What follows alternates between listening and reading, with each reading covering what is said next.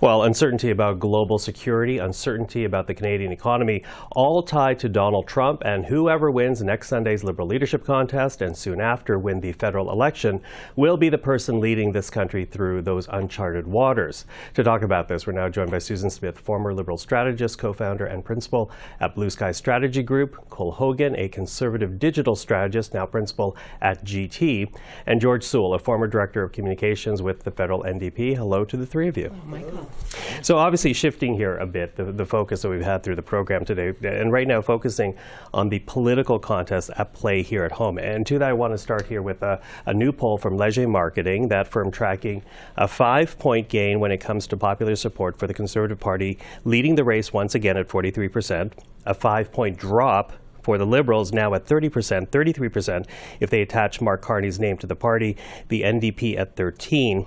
And according to the firm, they say the swing can be attributed to emerging doubt about Mark Carney, who has been subjected to these attack ads from the Conservative Party, those ads leading to questions about his time with Brookfield, his time advising the Prime Minister on economic and environmental policy.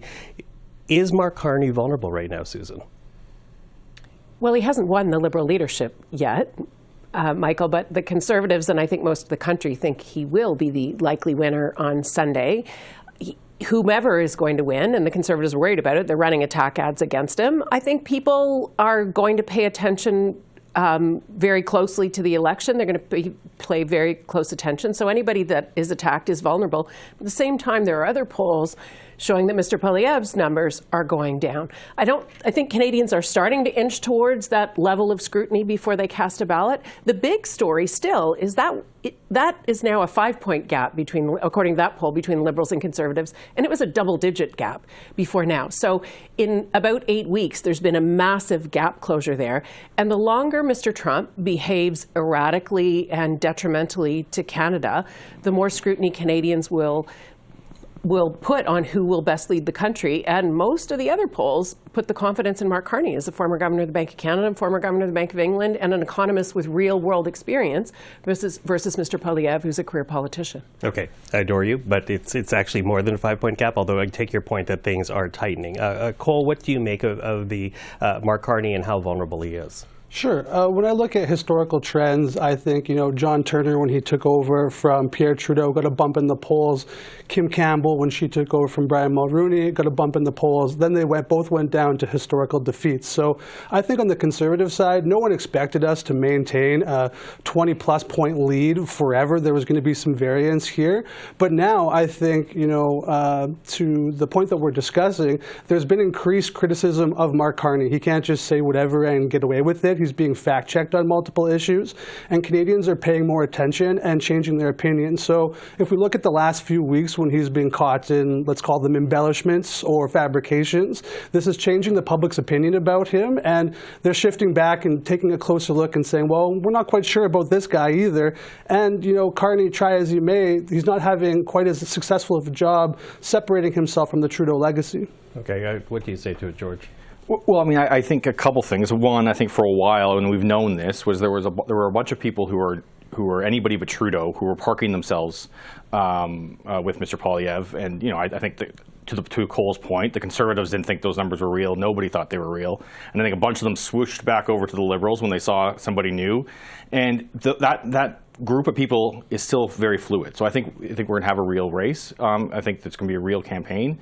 I think the more that Trump pushes beyond the realm of anything any of us thought possible in the last 60 to 80 years, the less bandwidth Canadians will have to be able to kind of differentiate in those things, and the more they'll be looking for A, who can argue with Trump, and B, who will take care of them while things are going bad. So I think that's the place where all three of the leaders will be going, and I think Jagmeet's trying to position himself there already now too. So I think a lot of that anti-Trudeau vote is very fluid, and I think that's why you're seeing the polls shift. Okay, polls shift, and Susan's pointed out the fact that we're seeing different numbers, different firms. Let's bring in Polera right now, because they also had a poll out this week. They had Liberals, Conservatives in a tie, in particular when they factor in Mark Carney as the eventual leader of the Liberal race.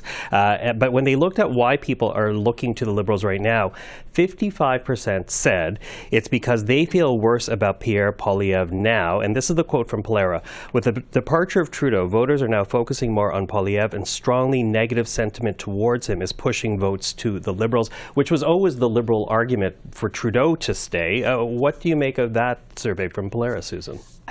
I think that's more where the Canadian sentiment is. Those numbers are going to continue to move around, but Pierre Poilievre has trouble presenting himself as a likable guy. He's the guy that's been telling the country for 2 years that Canada is broken, and now, as I've said before, he wants to be Captain Canada. And I think people know. They saw the apple eating, they saw the Canada is broken, they saw the T-shirts, and they saw him with the convoy. That's not the kind of leader the country is looking for. I think Canadians, in the face of absolute instability south of the border, they want steady stability, economic management. And that's why I think you see those numbers matching up. And the campaign will reveal the personalities of the two players. I think the debate will be fireworks on the Conservative side. It'll be low-key on the Liberal side. And when Canadians go to the ballot, they'll say, who's best to steward us in this crazy time dealing with Donald Trump? Okay, so you say Mark Carney is vulnerable. What about Pierre Poilievre if people have negative impressions of him? Well, I look at the Ontario election that just happened, and in the most recent polling before the writ drop, Doug Ford, the negative impression of him was 45%, and he just won his third majority government. So I think people have a negative impression of you. Surprisingly, doesn't mean that they won't vote for you, which is interesting. But I look at some of these polls, the Polera poll, the Leger poll in particular, and I see there's a differentiation in terms of the regional breakdown. So in the Leger poll, for example, they had Carney-led Liberals leading by 50% in BC and 40% in Quebec.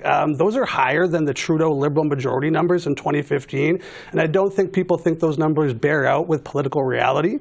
After the French debate, given Mark Carney's performance, that number in Quebec dropped significantly, and subsequently afterwards, these numbers dropped in BC as well. So I think, week after week, we'll see a blip for Carney, but when it comes down to him actually being held accountable by the opposition and by many in the media in terms of squaring a lot of his comments, they're seeing some truths and some potential outright lies that are sinking his credibility in the media and with the general public.